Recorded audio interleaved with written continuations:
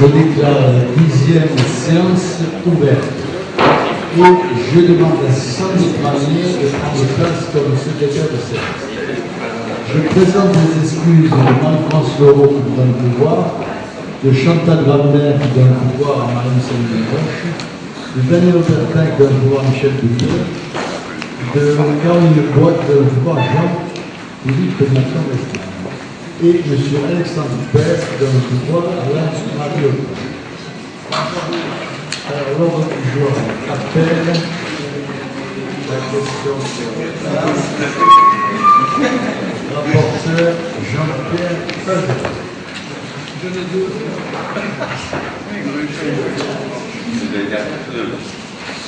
Dossier pour l'attribution de notre premier versement sur les subventions au titre de l'année 2015. Donc, demandez aux participants de pouvoir allouer comme indiqué ci-dessous les subventions suivantes: 5 000 € au Handball Club Orangeois, 170 000 € à la Mongolie, 3 809,26 € à la DIC, un acte départemental pour l'information sur le logement, et 700 000 € au CCAS. Avez-vous des questions?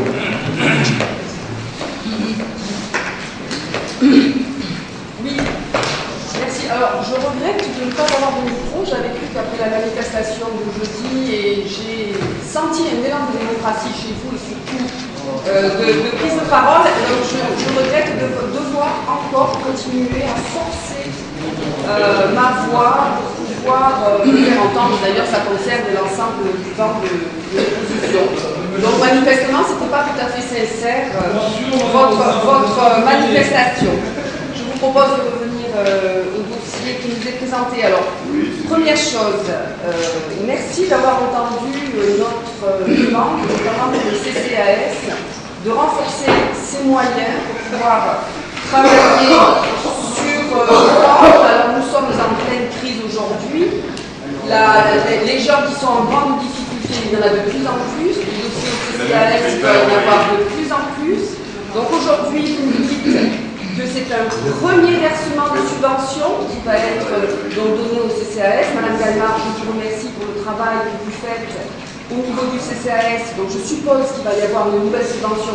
J'espère qu'elle sera également de 700 000 € pour que vous puissiez faire le travail que vous faites, mais sans doute pas suffisamment à la hauteur des besoins, puisqu'il vous manque de l'argent et tout le monde le sait.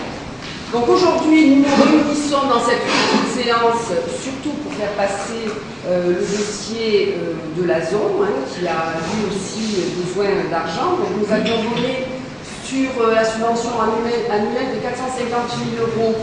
Nous avons déjà fait une avance de 170 000 € en décembre de l'année 2014 et nous revenons en janvier 170 000 €. Donc il va y avoir un solde qui va arriver, mais en fait ça nous met bien en évidence que ce club a de grosses difficultés financières. Simplement, alors on n'a toujours pas de compte clair sur cette subvention. Alors moi je redis une chose. Le travail qui est fait par les clubs de sport, notamment sur la ville d'Orange, est extrêmement important. Il est extrêmement important parce qu'il anime et en tous les cas, il s'occupe des jeunes orangeois. Je fais un petit comparatif, là, puisque nous l'avons sous les yeux. Le hand club orangeois a une subvention de 5 000 € pour 245, à peu près 250 adhérents. Ce sont des équipes amateurs qui jouent au plus haut niveau régional. Alors, on vous demande à réitérer, on vous demande de traiter l'ensemble des clubs de sport et l'ensemble des associations orangeoises, mais surtout les clubs de sport qui animent et qui s'occupent de nos jeunes de la même manière. Pour le HBCO, il serait bon d'avoir à un moment donné des comptes clairs. Qu'est-ce que c'est dans la zone, pardon. Qu'est-ce que c'est dans les 450 000 € qui sont donnés à cette association, cette subvention? Qu'est-ce qui relève du sport amateur et du travail que l'on fait auprès des jeunes? Et qu'est-ce qui relève de la partie professionnelle?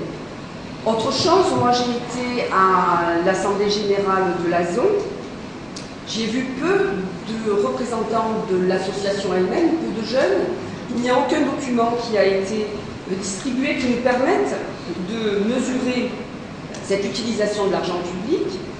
Par contre, je suis allée aussi à l'Assemblée Générale du HBCO et tous les documents, rapport moral, rapport financier, projets sont donnés à l'ensemble de l'Assemblée.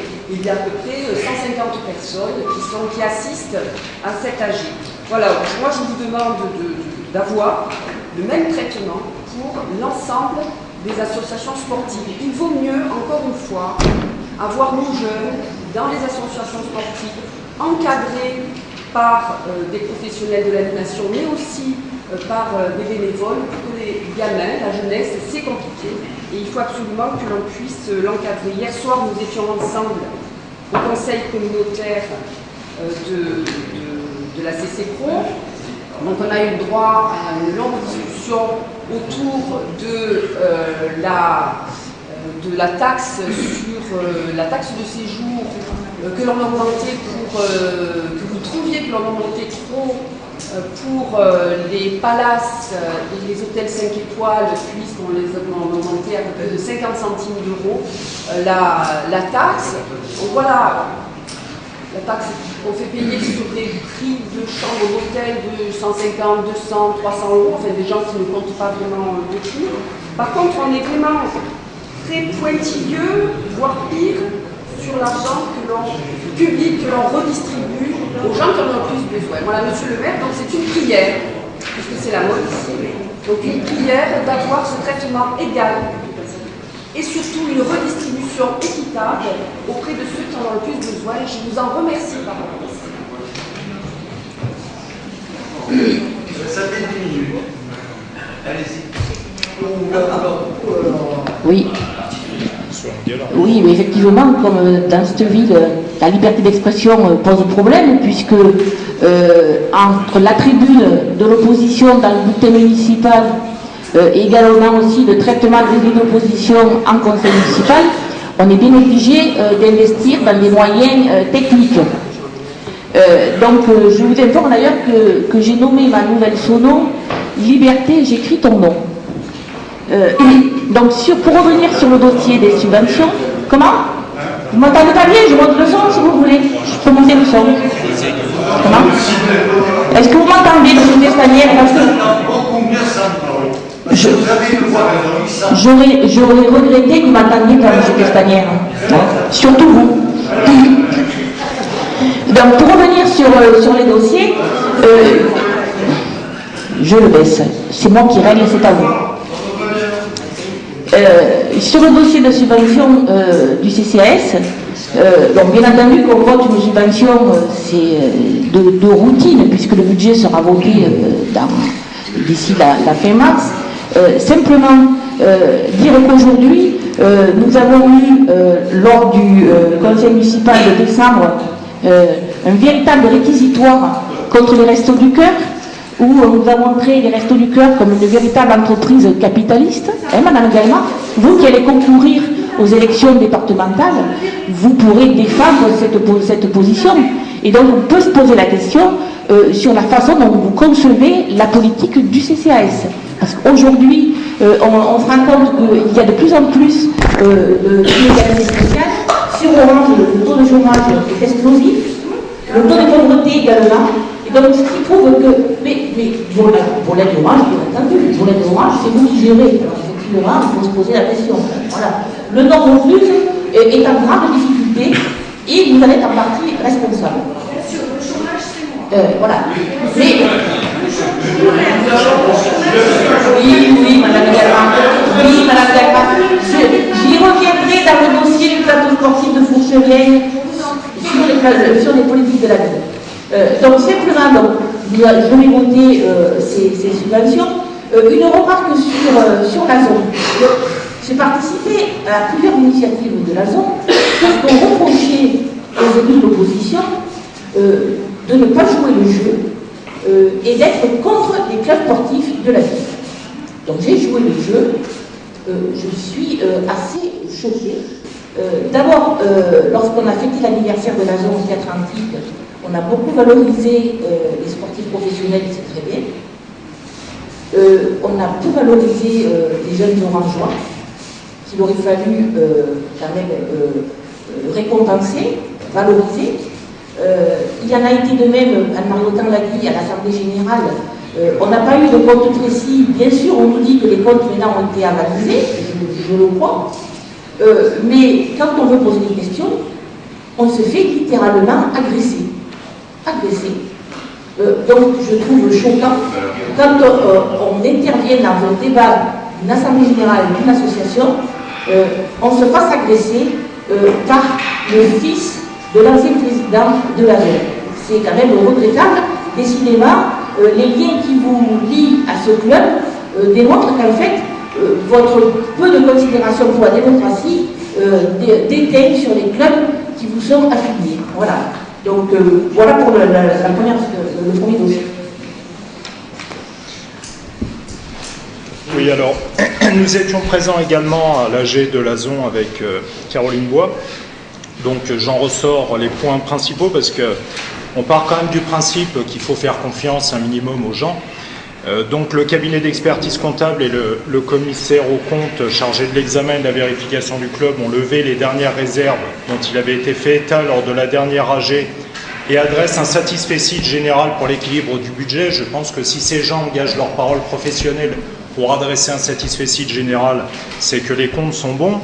Le contrôle CODAF a conclu à une gestion désintéressée du club et il s'avère que le retard pris dans la remise des documents à la LNV était directement imputable à ce contrôle.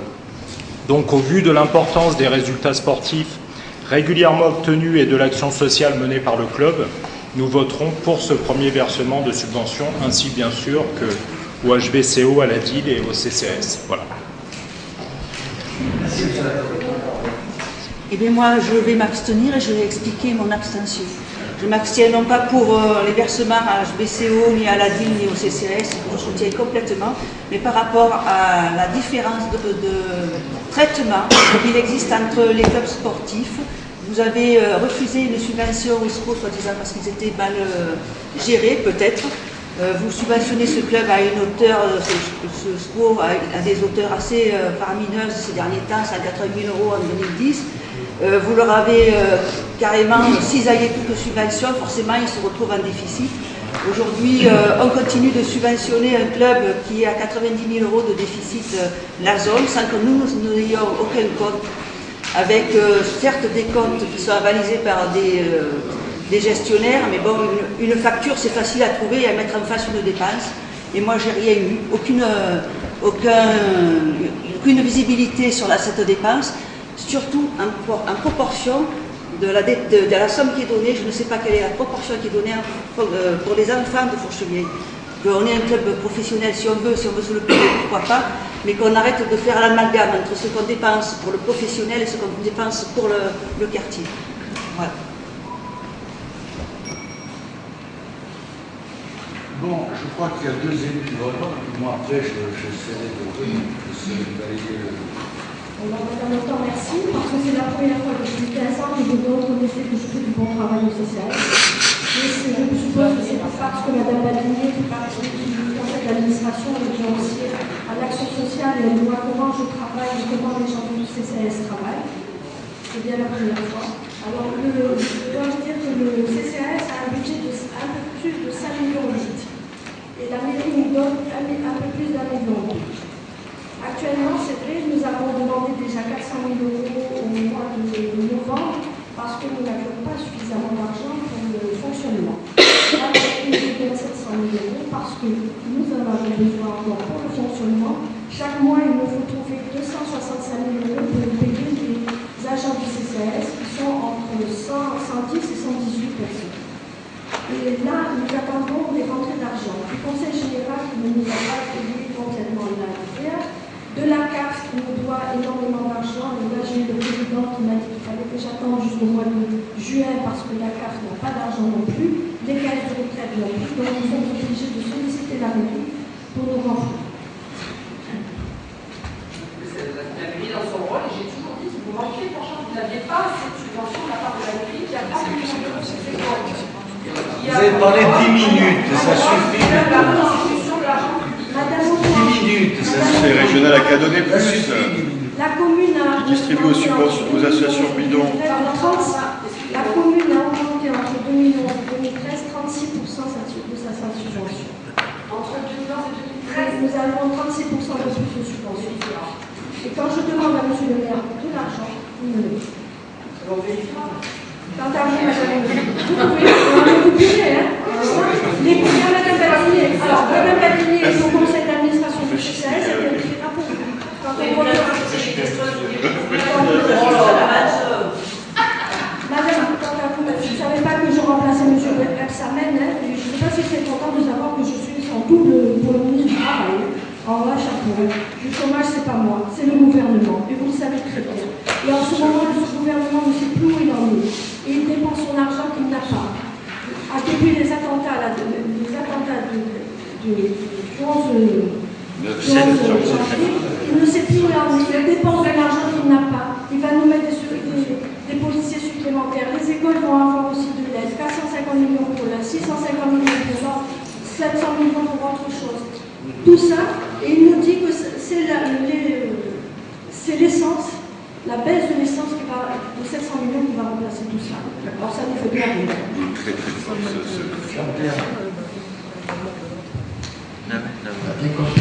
On a bien compris que vous n'aimiez pas la zone. D'une part, et d'autre part, Mme Autant était l'avocate du HBCO. Nous faisons nos meilleurs efforts. Nous avons fait le choix, on l'a dit, on peut la redire, on va encore vous le redire. On a fait le choix de soutenir le club professionnel. Le club professionnel, on peut être favorable, on peut être défavorable, mais ça nécessite beaucoup d'argent. On a fait le choix de soutenir ce club qui joue au niveau professionnel. Vous avez assisté à la dernière assemblée générale.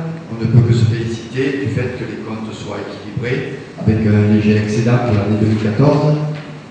Moi, à votre place, je vais toujours critiquer. Je crois que vous feriez bien de jouer votre rôle de vice-président du conseil régional et de faire en sorte que le conseil régional aide la zone volée au même niveau que ce que le conseil régional aide la VP Avignon, qui joue au même niveau. D'accord? Déjà, c'est votre premier rôle.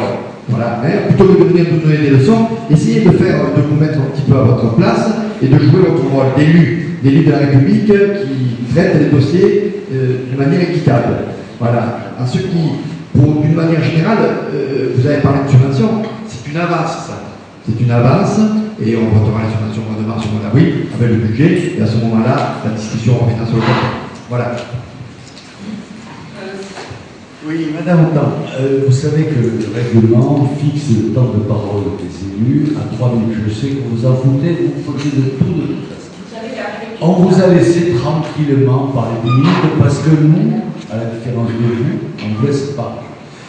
Par contre, ce serait bien si vous arriviez à me laisser parler. Je sais que c'est pas facile. Je sais que... Bon, alors, ce qu'il faut savoir, c'est que plus on est long, plus ça n'intéresse pas les gens. Hein, vous avez des spectateurs, et je suis sûr qu'ils ne se rappellent plus ce que vous avez dit. Et moi, j'ai de la peine à m'en rappeler dès que je prenne des notes. Alors, je vais essayer de répondre à vos questions, mais en professionnel, je crois que vous gagneriez beaucoup à être plus court. Hein, il y a eu des débats hier, ils ont été longs, il y a des échanges, ils ont été courts, il y a des échanges courts, et c'est comme ça que les gens peuvent vivre. Sur des monologues, de longs monologues, ça sert à rien. Alors, il semble, d'après ce que j'ai pu comprendre, que vous vous plaignez que les documents, que la zone ne vous donne pas suffisamment de documents. Et vous vous plaignez aussi avec Mme Alaoui sur le fait que la zone vous est un petit peu agressée. Et c'est pas faux, ils étaient très fâchés contre vous, c'est vrai.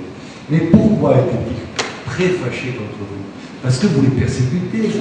Oui, tous les deux. Toutes les deux, vous les persécutez. Et c'est vrai qu'un club sportif ne fait pas de politique et ne doit pas être persécuté parce que telle municipalité ou telle municipalité les soutient.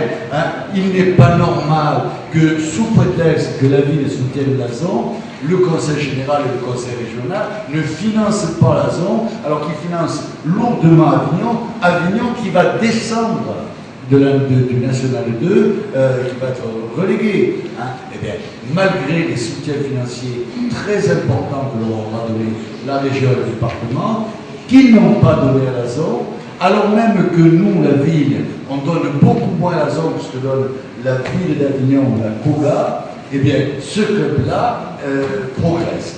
Alors, je vais corriger un petit peu ce qu'a dit Jean-Pierre, parce que je ne suis pas tout à fait d'accord.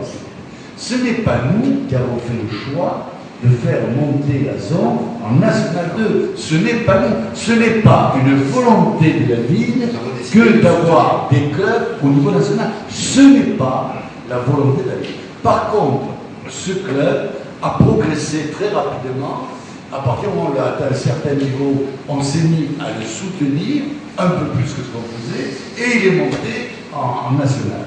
Et par contre, une fois qu'il y est, on n'est pas complètement fâché qu'il y soit, parce que si on a la curiosité de feuilleter les pages sportives des journaux, eh bien, on s'aperçoit que le traitement sportif qui est fait à la zone, le traitement politique est des fois différent, mais le traitement sportif établit que la zone est un bon club sportif et c'est le meilleur club de Provence.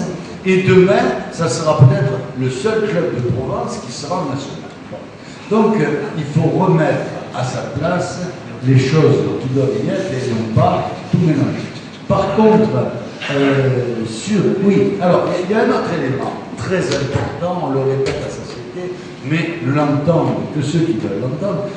La zone, il y a une situation très particulière, parce que c'est à la fois un club sportif, c'est à la fois un club qui fait du travail social dans un quartier, voire dans deux, dans des quartiers qui sont difficiles, et nous en sommes reconnaissants de faire un travail social de qualité. Et troisièmement, autour de la zone, il y a une équipe qui fait du développement économique. Et il est bien évident que c'est quand même intéressant pour la ville que d'avoir des gens du monde économique qui essaient de développer un quartier de la ville avec des projets qu'on vous présentera. On présentera un projet à un de ces conseils municipaux et vous verrez, c'est des projets qui sortent de l'ordinaire et qui sont capables de donner à la ville une aura que d'autres projets nous donnent.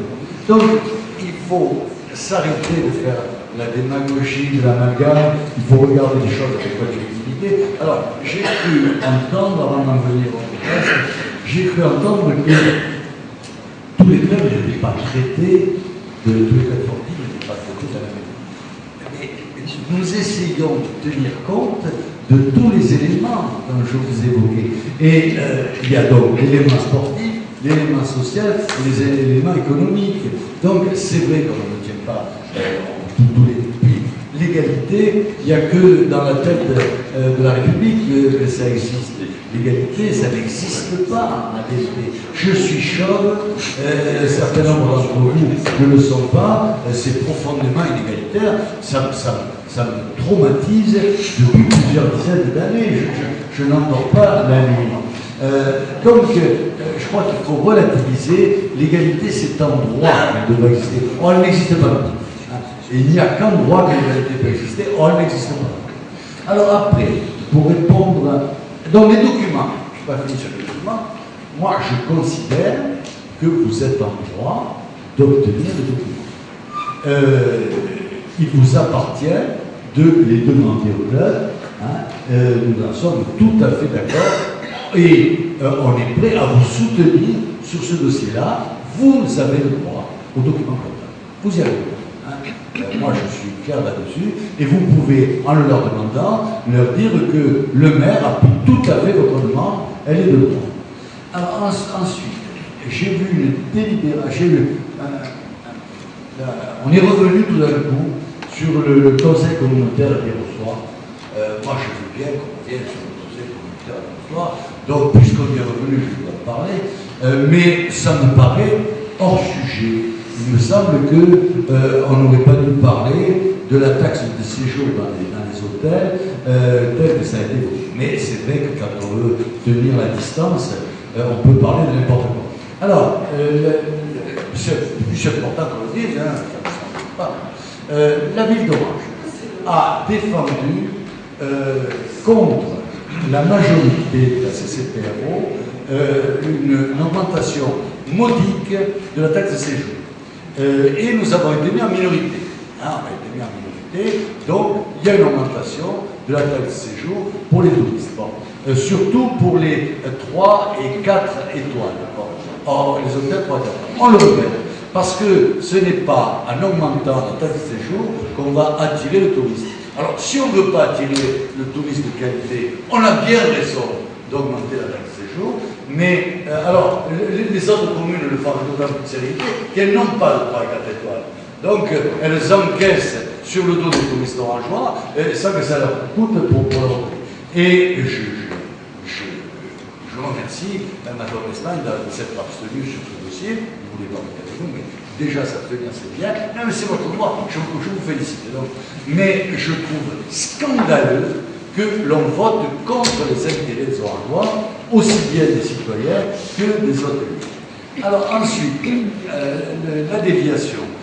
Probablement, la déviation que le président du Conseil général m'avait promise, la déviation d'Orange, ne se fera pas. Probablement ne se fera pas, parce que le président du Conseil régional, qui était favorable à cette déviation, a subi une ukase de ses pairs, qui sont dans sa majorité, et comme on est en période électorale, il semble qu'il est reculé. On n'a pas encore ça officiellement, mais le préfet me l'a dit, et je pense que le préfet est au courant. Donc je déplore, et là encore, il y a des gens qui travaillent contre les intérêts des Orangeois, et je ne comprends pas. Je comprends qu'on ne soit pas d'accord politiquement. Ça, je comprends qu'on ne soit pas d'accord. Mais je ne comprends pas comment des élus peuvent travailler contre les intérêts des Orangeois et contre l'écologie de la ville d'Orange. Parce que les transports exceptionnels qui traversent la ville, c'est dangereux pour les Orangeois, profondément dangereux. C'est polluant, et c'est polluant pour nos bâtiments classés au patrimoine mondial. Alors, ensuite, Madame, oui, votre second est pas bonne. Moi, je vous entends beaucoup mieux quand vous avez pas. Je vous entends beaucoup mieux quand vous parlez comme ça. Mais je vous ai toujours entendu. Ensuite, ah oui, Madame Badinier.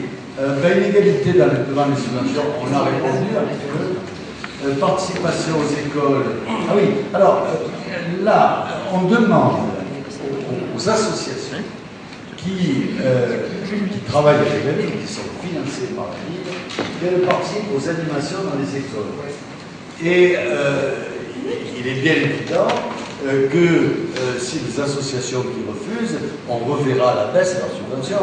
Parce qu'un partenariat, il n'est pas à sens unique, il est à double sens. Et il est bien évident que la zone qui est avec laquelle on a le partenariat le plus important s'implique lourdement dans sa participation aux écoles.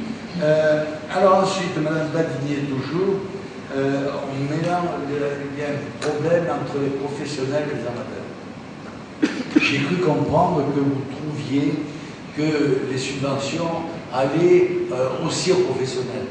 Oui, c'est sûr. C'est sûr. Hein. C'est sûr qu'une partie des subventions va aux professionnels. Mais comme je vous l'ai dit, nous ne sommes pas du tout des fanatiques du sport professionnel. On a une équipe qui est arrivée pratiquement sans nous et on considère que c'est peut-être une chose pas si mauvaise que ça pour elle. Bon, ceci étant dit, on va peut-être passer au vote. Qui est contre, qui s'abstient, qui est pour.